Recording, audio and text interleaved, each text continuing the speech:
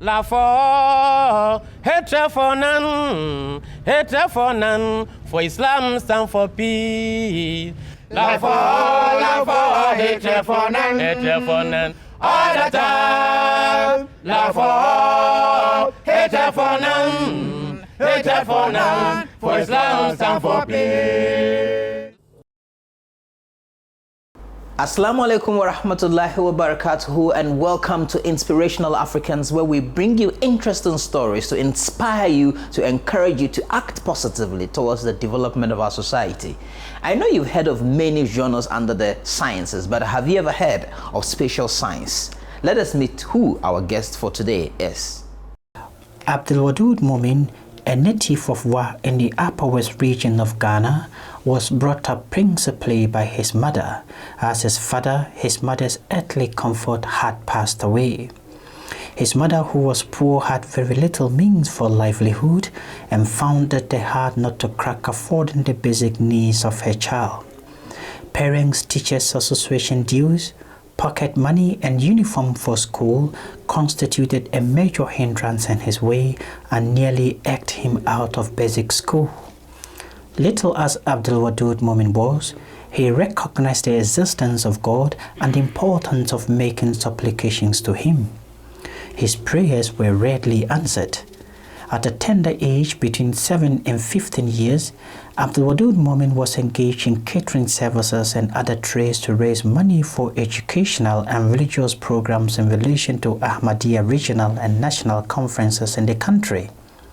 At the same age, he started writing letters to his spiritual head, Hazrat Khalifatul Masih, requesting prayers for prosperity in religious affairs and excellence in education. The responses he received from his spiritual head inspired him. According to him, the responses he keeps receiving from his spiritual head has been his greatest source of inspiration. Lack of means and support cannot be an excuse for failure, but lack of spiritual inspiration could be. This wonderful assertion made by Wadood Moomen shows how much spiritual attachment he had developed even at his tender age. With prayers and hard work, Wadood Moomen, who had found himself in an environment that was totally discouraging and disadvantageous for survival and prosperity, got enrolled into Bagabaga College of Education in Tamale in the northern part of Ghana in 2004 and finished in 2007 with diploma in basic education. He proceeded to the University of Ghana, Legon, and read for a degree in geography and resource development. In 2012, he had a scholarship to do his PhD in Curtin University of Technology, Perth, Australia. Today, Wadood Moomen is now Dr. Wadood Moomen, who holds a PhD in spatial sciences. Welcome to the studio, Dr. Wadood Moomen. Thank you very much. Welcome to Inspirational Africans. Thank you. And Doc, so you are a spatial scientist. Can you briefly explain to us what that is? Yeah, spatial science is all about space. Where we use satellite navigational systems to actually focus on the planet Earth and all that is in it. Yeah. So we use that to actually monitor resource development. We also use that in the security services. For instance, in the military, they use that to actually focus on neighbors areas as well as target points to actually devise means of actually reaching out to their targets remotely.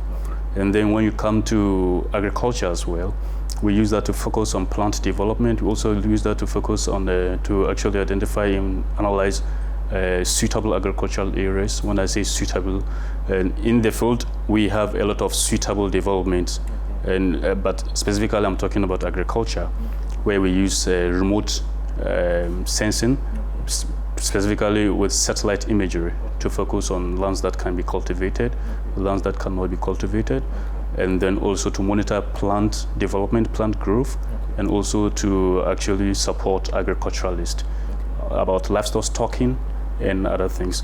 So it has various applications. Yes. Yes. Do we have a lot of spatial scientists in Ghana? In Ghana, I don't have idea. I don't think we have enough special scientists. Okay. It's just a handful. Okay. Yes. I mean, we'll talk extensively about, you know, the essence of spatial science and probably how we can leverage on that to develop our nation and our continent. But what inspired you to pursue a PhD in spatial science, if I may ask? Yes, because at the point when I was doing my bachelor's degree, I came to a point that I realized that there are this is a green area. Okay. It's a new field, Okay. and for that matter, we do not have enough experts in the area in Ghana and in Africa in general. Okay. What did you do your bachelor's in? I did my bachelor's in geography and resource development majors. Yes. In the University of Ghana. In the University of Ghana. Yeah. Okay. What about a master's or master's and PhD was combined? One quite inspiring thing, and I think that is the salient focus of this sitting, is the fact that I proceeded from undergrad to do my PhD without having to go through masters. Master's. How did that come about? That is why it is inspiring. Absolutely.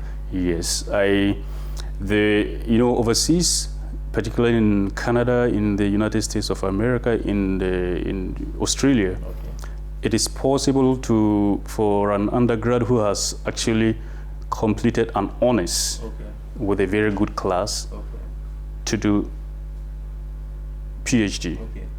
That is when they identify the potential in you at that stage.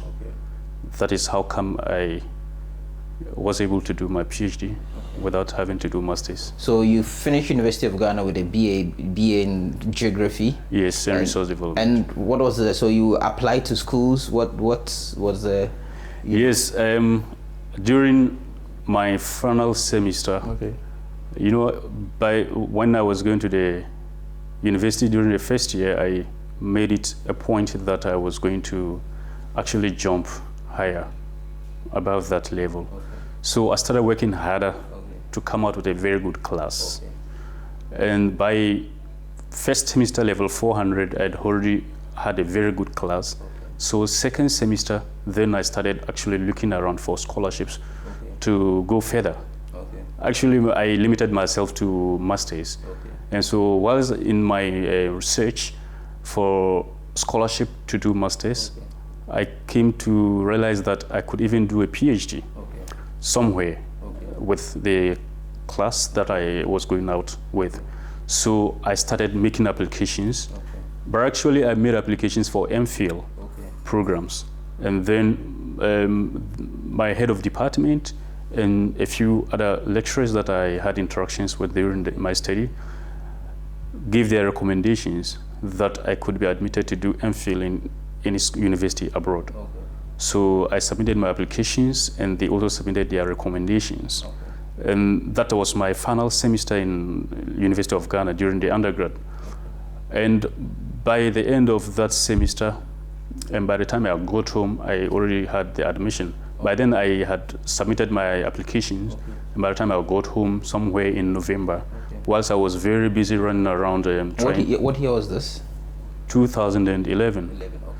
Whilst I was very busy running around looking for funds to actually bring the Jamaat of Northern Region to Baghi Ahmed, during that time, the admission letter came when I wasn't even expecting it anymore. So when I got it, I realized that they had offered me PhD because I had met the minimum requirement to do a PhD, and because I had also developed a proposal, a research proposal, and submitted in attachment to the application. And so they found that I wasn't there during the evaluation, but once the result was that I was admitted to do the PhD, that means they found that I had the potential to do the PhD. So what university was this that gave you the admission? Curtin University of Technology in Western Australia. In Australia. Yeah. Okay. And and did they provide you full scholarship, or you had to supplement?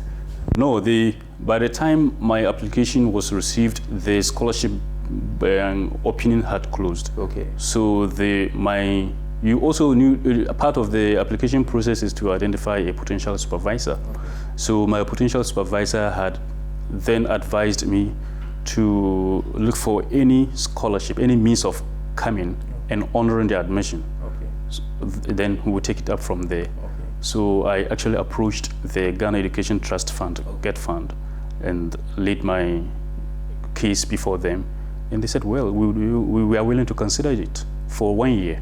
So they gave me 1 year scholarship, and then they said they were willing to support further because it was quite a good area to support.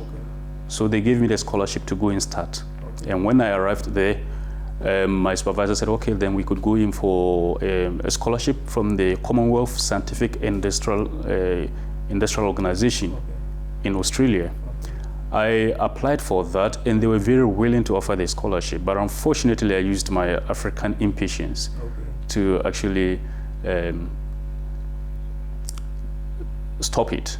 When I say stop it, I didn't have to be making follow-ups because I was waiting for quite long, and I was run out of patience for that. Then they said I was trying to influence the process, so they stopped it. But so you're trying to make follow-ups? Yes. You know, as like you do in Ghana, you will have to make follow-ups before you get a result. But yes, for them, right. It was a different cultural That is right. setup. Okay. And I was still growing up in that culture. I didn't know that I didn't have to, after the application, I didn't have to make any follow-up, so that they would do it independently and grow confidence that they were admitting the right person to the scholarship scheme. So my supervisor then told me that I had already spoiled the chances. So they communicated to him that they were no more going to proceed with that because I tried to influence in the... Okay. Then again... that would have been a very disappointing moment for you, right? It wasn't, actually. It wasn't. It wasn't. Because I knew that, before I left, the late Amir had prayed for me. His Naib, Molvi Yusuf Yassin, Alhaji Molvi Yusuf Yassin, had also prayed for me. By then, I had also written to Hazrat Khalifatul Masih, and he had also returned my request. And I knew very well that I was not going to be disappointed at any point in time. Though, yes, it was, those are trial moments, and I cannot say disappointed. Allah didn't offer that to me. So I, with resilience, continued, and my supervisor also continued, my potential supervisor, because he had not yet then also been confirmed as my PhD supervisor. Until you are confirmed as a PhD candidate, everything of yours is potential. So, and I approached the director of School of Mines, where my department falls under, in the university, one Professor Stephen Hall. And he was a very nice person, very kind man. And then he then gave me an exposure.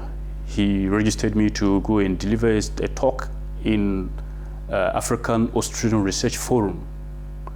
That's a very big conference, and followed by the Africa Down Under Conference, where you have all the mining giants in this world converge, who have concessions in Africa, to discuss about the potentials of mining and socio-economic development of Africa. So I was there, I participated in that conference, and I gave a very good talk. I was in the program, I was in the table discussion, and I gave a very good talk, and I impressed a whole lot of funding agents that were there. Then I approached, one of them came up to me and said, okay, I liked your talk, and I really enjoyed your talk. Then I said, well, I would also want to enjoy your approach. I need a scholarship to proceed with my research, my PhD research. And the university scholarship scheme is yet to open. So then they said, okay, well, I should put in an application, and they were ready to support it. I prepared an application, gave out all the supporting documents, and lo and behold, they offered me the research scholarship.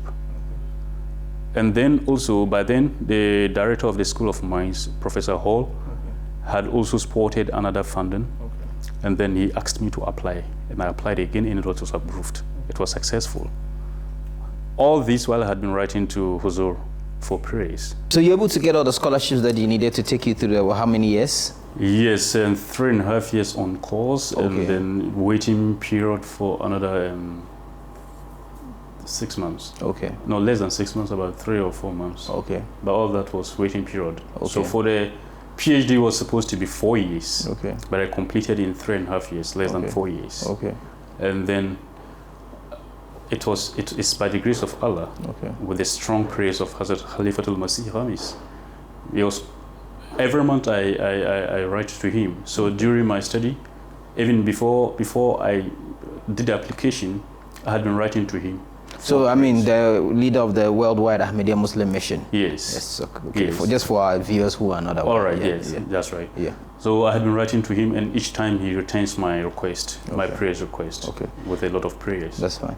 So this gives us a good opportunity to talk about your expertise now. So you focused your studies on mining. And you know that there's now a huge debate in the country about mining, and especially the role of illegal mining, you know, in the destruction of our environment. From an expert point of view, what would you have to say about whether mining is really a sustainable, you know, economic venture for countries, or we should think of weaning ourselves off mining eventually because of probably its effects on the environment? It's interesting when I hear people say that let's stop mining and focus on what? And then they say agriculture. The very implements we use to till the land are products of mining. We gone at this when we didn't have the modern day mining, but there was mining. Mining started right from the beginning of life. Gathering and whatever they call it. Then they would identify that they have to gather stones. Crack these stones to create fire. Crack these stones to develop metal. And that could help them to till the land. That is all that is mining. So mining, we can't do away with mining. We sit in this room with all these gadgets around us. They are products of mining. They are made of glass. They are made of metal, and all these are made from minerals that are mined. So if we stop mining, what then do we do? What becomes of life then? Maybe the emphasis is on probably the gold. Yes, what people should rather focus their attention on is the negative effects of mining on social life. It has very good, very positive effects, but the negative effects are really very bad, outweigh its positive effects when it is not properly managed. We have had similar situations that we have here in United States of America, in Canada, in Australia, who in Indonesia, who are the biggest mining host countries in the world. We also have some in Peru, and we also have some in Chile. That's South America. All these are bigger mining countries you can never think about. Also in South Africa. They have all experienced illegal mining before. But come to the fact that mining is important, and also the application of my expertise, that is space science technology, the spatial science technology in mining. Mining has contributed so much to the economic growth of USA, Canada, and Australia. And actually, the spatial science technology developed out of the Canadian interest in harnessing a very good natural capital accounting system, where they needed to know the actual natural resources they have and how do they manage that. The argument is that as Africans or Ghanaians, we haven't probably benefited as much as probably these host nations that you're referring to have benefited from mining, and that we're extracting a lot of these things, we are causing harm to our environment, but yet again, we're not also getting enough money to probably solve some of our present problems. Yes, I was coming to that, but it's basically geopolitical issue and also moral issue that is actually killing Africans, but not only Africans, developing countries in general. And that includes Southeast Asian countries, that includes South American countries. All developed countries, resource-rich developing countries have these problems because of corruption. Corruption is actually the basic thing that is preventing us from enjoying the benefits of mining mineral resources. How does corruption in this, relate directly to our situation? Yes, you cannot say that we do not have people who really think properly and who are well endowed with knowledge to manage our resources, but they are corrupt. They do not want to do anything that would actually inure to the benefit of the generality of the populace, but to themselves. So they actually come out with policies. And if you allow me to say, as Karl Marx will refer to them as the bourgeoisie, and they are also the subtrees. They make policies and decisions that will benefit them, and they come out to tell the general people, the citizenry, that these policies will benefit you, and it ends up actually harming the citizenry. That is what is killing, and that's where I was driving to when I said the Canadian people developed that system. And so that gave them a very good accounting system of the natural resources, and the citizens took charge of their natural resources, and they properly managed them, and they managed them up to today. And that was by the aid of that's where the special science technology started developing from Canada, and the United States took over the technology and developed it and enhanced upon it. Now that is what Russia is using. That is what even China now is growing very well in the resource sector. They use special technology. How do you think that we in developing countries can do mining, efficiently in such a way that we can benefit from it maximally and without probably destroying our environment? Yeah, so I will touch a little bit on the Galamsey issue before I come back to that. So when this Galamsey issue started, and we have mining is in three phases. We have the large scale mining, we have the small scale mining. That's two phases actually. And under the small scale mining, we have the legal small scale mining, and the illegal one in Africa, in Ghana, that's what we call the Galamsey. So it is a Galamsey that is not well monitored. It's sporadic, and the activity is a free exit and free entry. Everybody enters and goes out, and which is not well structured. But the large scale mining and the legal small scale mining, these are well structured. But unfortunately, the monitoring system is not really well coordinated in our country, and that is why we actually feel the harm more than the good of it. So I always suggest that the Galamsey system actually focuses on gold mining in Ghana, but we also have other mineral resources that we could actually rechannel their focus on, which is low value minerals and mining. That metals, sorry, not mining, that we could refocus these Galamsey people attention to, because it's one of the viable areas that they can mine without actually causing harm, like sand winning. We have a lot of quarries around. Also, I tell you, whilst my stay in Australia, I was trying to bring some companies down to Ghana to look at and analyze the prospects of sand that we have, because glasses are made from sand, the minerals we have in sand, and we have a lot of sand around, but we actually don't know the importance. We only use that for building, but there are other uses of sand. So if we try to expand this sub-industry and bring the people out of gold mining, our water bodies and farmlands will be safer. Otherwise, we have people in the countryside who actually dig sand, gravel, and stones to earn their daily livelihood. But we don't talk about them. They also do a lot of harm to the environment.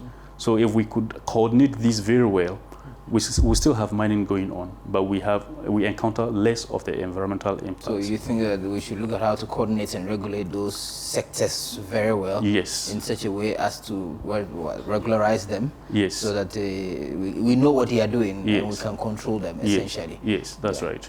And bringing our interview to its last minute, so how do you personally hope to contribute with your expertise to probably the overall development of our country? Yeah, first of all, I try to bridge the gap between mining and agriculture with the use of the geospatial technology. That mining and agriculture need to coexist in our country. People think they cannot coexist. And these are the two broad sectors that we really have local people participating in. And we also talk about the value chain enhancement between mining and agriculture. And these have a great prospect for the economic liberation of the local people. I don't mean the national people. Yes, the people living in the local communities. Once we have a very good and well-developed mining sector, and at the same time we have a very good and well-developed agricultural sector, and these two industries can coexist, depend on each other, and develop our nation for us.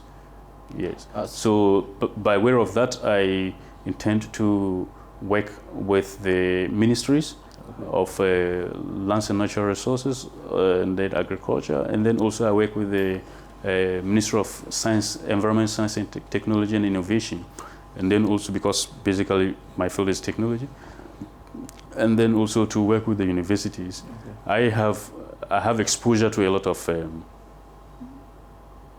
NGOs, non-governmental organizations, and interest groups that are willing to come down to Ghana and to meet local people to develop these areas, as I mentioned to you about the low-value minerals and metals sub-industry. Okay. Yeah, so that is my intention. So where do you see yourself in the next 10, 15 years to come? I aspire to become, in the academia, I aspire to become a professor, full-fledged professor within the next 3 years. I should be able to do that because I already have one step across the bridge, and so it's about lifting the other one. So it's not about 10 years, inshallah. Within the next 3 to 5 years, I should be able to make that because I have, in the academia, you make your capacity to produce publications count your status. And alhamdulillah, I have had that. I have written a lot extensively to Huzur for prayers in that direction, and I have been very successful in that direction. Alhamdulillah, I have developed the skill so faster to write journal papers for publications, and my papers are quickly accepted for publication. And that is by the grace of Allah and through the blessed prayers of our worldwide leader, our Supreme Imam, Hazrat Khalifatul Masih Hamis, Ayadullah ibn Nasrul Aziz. Yes, so that's it. From the child who dreamt of becoming a pilot and kept holding on to that dream all the way to the university level, diverting to social sciences, you might not be sitting behind a cockpit, but you are sitting behind several levers that you can help to pull to make to fly our environment to safety and prosperity. Thank you very much, Dr. Wadood Moomen, for joining us here on Inspirational Africans. Assalamu alaikum wa rahmatullah. Well, viewers, it has been another very, I would say, educative and insightful edition of Inspirational Africans. Join us on our other episodes. Assalamu alaikum.